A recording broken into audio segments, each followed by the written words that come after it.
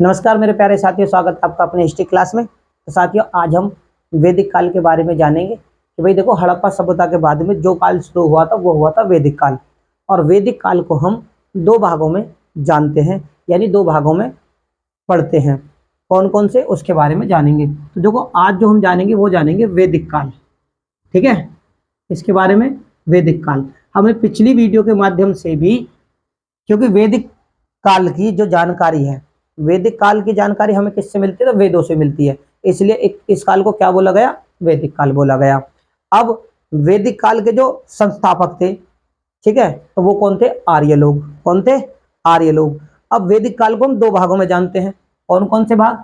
एक तो होता है देखो वैदिक में पूर्व वैदिक काल। ठीक है जी, पूर्व वैदिक काल। ठीक है जी, पूर्व वैदिक काल। पूर्व वैदिक काल के बारे में जानते हैं। और दूसरा जो होता है वैदिक काल को क्या जानते हैं हम? कि उत्तर वैदिक काल के। ठीक है जी, उत्तर वैदिक काल। ठीक है जी, अब आपको समझ में आ गई मेरे प्यारे साथियों। देखो, वैदिक काल को हम दो भागों में बांटते हैं, एक पूर्व वैदिक काल, दूसरा उत्तर वैदिक काल। पूर्व वैदिक काल के अंतर्गत जो हम जानते हैं, यानी जिसके बारे में हम चर्चा कर रहे हैं, जिसके बारे में हम पढ़ रहे हैं, तो वो है पूर्व वैदिक काल के अंतर्गत जो आता है वो आता है तुम्हारा ऋग्वेद। ठीक है जी, ऋग्वेद काल। और ऋग्वेद काल हमको, ऋग्वेद काल के बारे में जो हम पढ़ते हैं वो पढ़ते हैं पूर्व वैदिक काल के अंतर्गत। और उत्तर वैदिक काल के अंतर्गत जो हम पढ़ेंगे तो वो पढ़ेंगे हम, ठीक है जी, यजुर्वेद, सामवेद और अथर्ववेद। ठीक है ना, जिसको मैं अथर्ववेद। ठीक है, तो हम और इनके बाद में क्या पढ़ेंगे? आर्यणक, उपनिषद, उपवेद, कल्पसूत्र। ठीक है, इस तरीके के, क्योंकि इनका समय नीचे तक चला जाता है।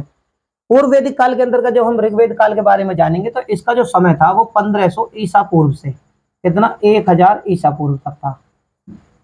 ठीक है, 1500 से लेके 1000 ईसा पूर्व तक का जो समय था वो था ऋग्वेद काल का समय।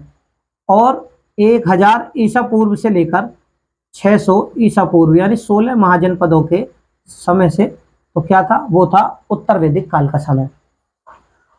पूर्व वैदिक काल में ऋग्वेद काल और उत्तर वैदिक काल के बारे में हम तीनों वेदों के बारे में, यानी ऋग्वेद के बाद के जो वेद थे उनके बारे में, और इनके उपनिषद, उपवेद, इन सभी के बारे में हम अपने आने वाले वीडियो के माध्यम से हम इन्हीं के बारे में जानेंगे। आज जो हम जानने की कोशिश कर रहे हैं, आज जो हम जानने की कोशिश कर रहे हैं, देखो ऋग्वेद काल के जो, वैदिक काल के जो संस्थापक थे वो थे आर्य। कौन थे? आर्य। और आज जो हम जानने की कोशिश कर रहे हैं, क्योंकि हमने अपनी पिछली वीडियो यानी ऋग्वेद काल के अंतर्गत बनाई है, यानी हमने अभी तक ऋग्वेद काल के बारे में काफी कुछ जान लिया है, जो कि हमने अपनी पिछली वीडियो के माध्यम से आप लोगों को जानकारी दी है। आज जो हम जानकारी देंगे वो देंगे ऋग्वेद काल के दौरान। ठीक है, ऋग्वेद काल के समय के अंतर्गत आर्यों के आर्थिक जीवन से संबंधित घटनाओं के बारे में हम आज चर्चा करेंगे। किसके बारे में करेंगे? तो ऋग्वेद काल के दौरान, मैं दोहरा देता हूं, ऋग्वेद काल के अंतर्गत आज हम आर्यों के आर्थिक जीवन से संबंधित जानकारियों के बारे में चर्चा करेंगे। ठीक है, तो शुरू करते हैं आर्यों के आर्थिक जीवन से संबंधित। तो आज जो हम जानेंगे तो वो जानेंगे किसके बारे में? तो ऋग्वेद, ऋग्वेद के अंतर्गत, यानी ऋग्वेद काल का जो समय था उसके अंतर्गत आर्यों के, इसके आर्थिक जीवन की।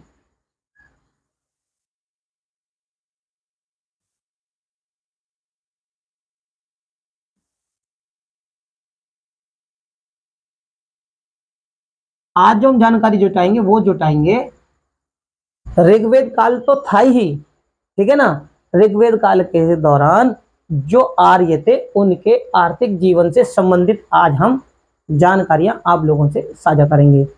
अब बात करते हैं मेरे प्यारे साथियों आर्यों की। आर्य जो थे वो थे पशु चरण, और कृषि था उनका गौण धंधा। यानी आर्य लोग जो थे वो पशु चारण, मतलब पशुओं को चराने वाले थे, क्योंकि आर्यों का जो जीवन था ना वो कबीलाई जीवन था। तो ये क्या करते थे, इनके पास होते थे मवेशी। मवेशी क्योंकि दो ही थे इनके पास में जीवन यापन करने के, दो साधन थे, एक तो पशुओं के माध्यम से और एक कृषि के माध्यम से। ठीक है, तो कबीलाई जीवन था। तो ये पशुओं यानी मवेशियों को एक स्थान से दूसरे स्थान पर चराने के लिए ले जाते थे। ठीक है, तो कौन थे ये आर्य लोग जो थे, वो थे पशुचरण। पशुचारण, एक तो इनका काम क्या था, पशुओं को चराना। दूसरा कृषि, क्या था, कृषि यानी खेती करना। दो काम थे। आर्थिक जीवन से संबंधित हम जानकारियां आप लोगों से साझा करेंगे। अब इनका काम क्या था, इनके पास थे बहुत सारे मवेशी, और मवेशियों में सबसे ज्यादा पसंदीदा जो इनके जीवन का मुख्य आधार था, कृषि के साथ साथ पशुओं में क्या था, गाय, गौ, जिसको क्या बोला गया है ऋग्वेद काल में। तो पशुओं की बात करें तो गौ, गौ, घोड़ा, ठीक है ना। उसके बाद में भेड़, बकरी, ठीक है ना, कुत्ता, ये भी पालते थे ये लोग। तो देखो ऋग्वेद काल के दौरान क्या था, गौ, गौ यानी गाय, जिसके पास में ज्यादा गाय होती थी उसकी उस समय कबीलाई जीवन में अच्छी मजबूती, यानी कि वो एक विकसित विकसित कबीले का मुखिया माना जाता था। ठीक है ना। तो अब क्या है, हम अब आपस में जो हम चर्चा कर रहे हैं वो ये कि ऋग्वेद काल में एक तो उनको पशु चराते थे और एक चराते थे। पशु चराने के अंतर्गत देखो गाय जो थी आर्यों का पसंदीदा पशु था। ये धार्मिक आधार पर भी, ठीक है ना, धार्मिक आधार पर भी क्या था, पसंदीदा पशु। बात करें देखो गाय की, जो है ना, ऋग्वेद काल में गाय का उल्लेख काफी बार हुआ है, जो कि 176 बार आया है। ठीक है, 176 बार गाय का उल्लेख हुआ है और 215 बार क्या हुआ है, घोड़े का उल्लेख। अब इससे आप समझ सकते होंगे कि इनको आर्यों का जो था बहुत ज्यादा गाय और घोड़े का महत्व था। गाय का महत्व तो जीवन के खान पान से, भाई जो पशु थे उससे दूध, दही, मक्खन, ठीक है ना, खाने पीने की सारी सुविधाएं मिलती थी। और घोड़ा, घोड़े से क्या होता था, क्योंकि घोड़ा भी इनका प्रिय, तो युद्ध में काम आने वाला, बुग्गी यानी गाड़ी, घोड़ा गाड़ी खींचने वाला, ठीक है ना। तो ये बहुत सारे चीजों में काम आने वाले पशु थे। बात अब हम जो क्या करते हैं कि देखो गाय का तो कई बार उल्लेख हुआ है, लेकिन इसी प्रकार जो आर्यों के राजा थे, आर्यों के राजा को क्या कहा जाता था, कबीलाई जो राजा थे उनको कहा जाता गोप। क्या कहा जाता, गोप। राजा को क्या कहा जाता था, गोप। गोप का मतलब क्या था, राजा से। कहीं कहीं पे देखो गाय से संबंधित आप ना समझ लेना, ठीक है। अब गोप जो था राजा, गवष्टि, गवेषण, गेसु, गव्य, गमन, ये क्या थे, युद्ध से संबंधित था। अभी आप गाय से, तो राजा क्या था, गविष्टि, गोप माने राजा, और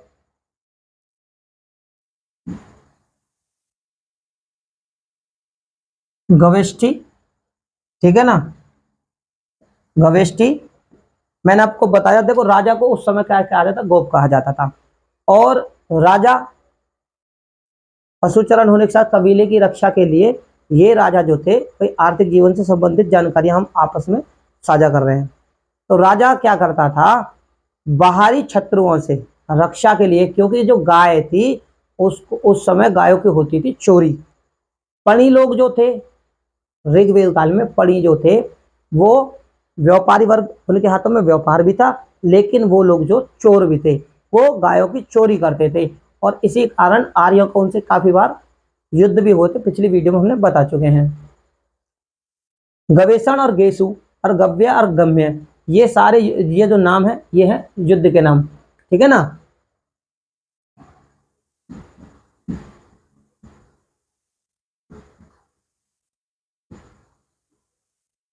क्या नाम थे ये, युद्ध में, इसमें प्रयोग होते थे ये नाम, तो युद्ध के लिए, ठीक है ना। गेसु, गव्य, गम्य भी है, ठीक है ना। जैसे गव्य भी बोल सकते हैं, गम्य भी, तो ये युद्ध के लिए प्रयोग होते थे।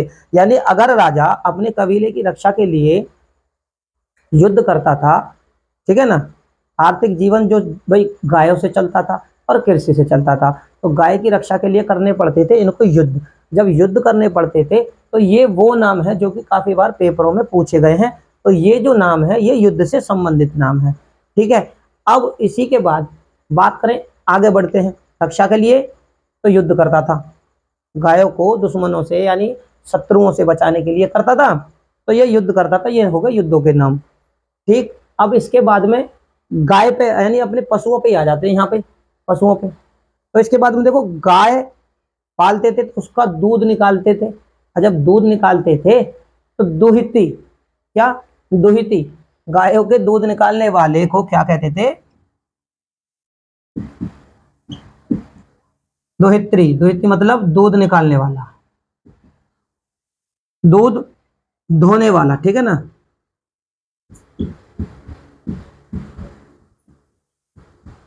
अब आगे बढ़ते हैं जीवन में इनके। अब रक्षा भी हो गई, रक्षा के लिए युद्ध करता था तो युद्ध के नाम है। ठीक है, अब पशु पालते थे तो उनका दूध निकालते थे, दूध निकालते थे तो ऋग्वेद में दूध निकालने वाले को दुहिती नाम दिया गया है। दुहिती नाम से क्या होता है? दूध धोने वाला या दूध निकालने वाला। ठीक है, संपत्ति का अनुमान जो लगाया जाता था ना उस समय गायों से ही लगाया जाता, भाई जिसपे जितनी ज्यादा गाय यानी मवेशी, जितनी ज्यादा मवेशी तो उतनी ज्यादा उसकी पावर।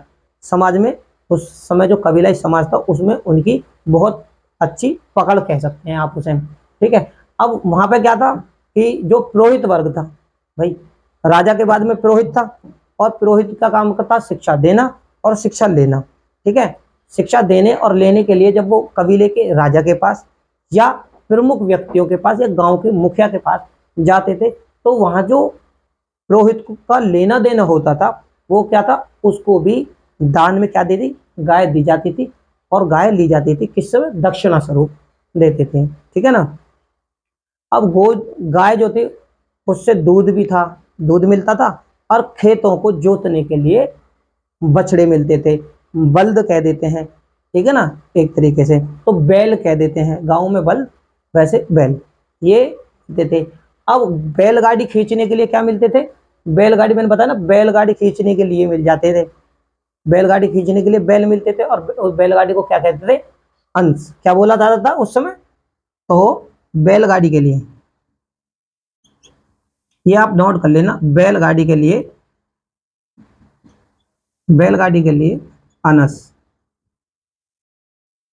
ठीक है, अब इससे क्या होता था कि भाई भाई जब इससे बैलगाड़ी खींचने के लिए अनस नाम हो गया क्योंकि बछड़े मिल गए, और घोड़े से भी, घोड़ा गाड़ी से भी आने जाने के लिए करते थे। अब इससे क्या है? कृषि का सामान लाना यानी अनाज ढो के लाना, और अपने गायों के लिए कृषि होती तो भूसा इकट्ठा करना, न्यार करना, एक तरीके उनके लिए चारा इकट्ठा करना, ये सारे काम होते थे।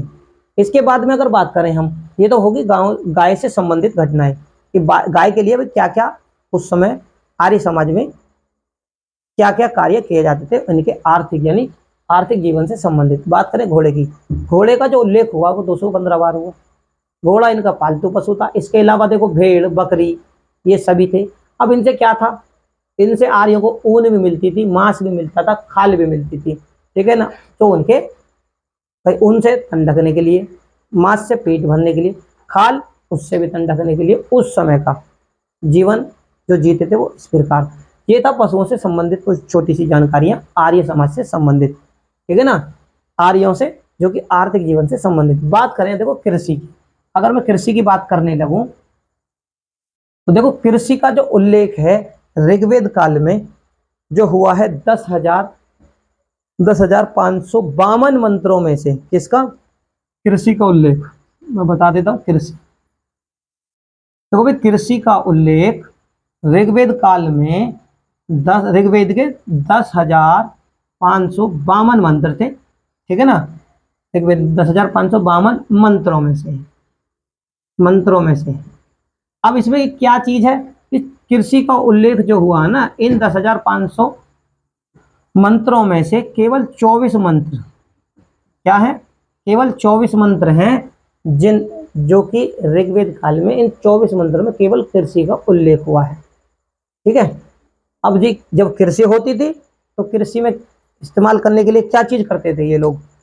कृषि में खेती करने के लिए, उसकी जुताई करने के लिए, ठीक है ना, भाई खेत होगा तो उसमें जुताई करनी पड़ेगी, और जुताई किससे होगी, तो वो बैलों के माध्यम से।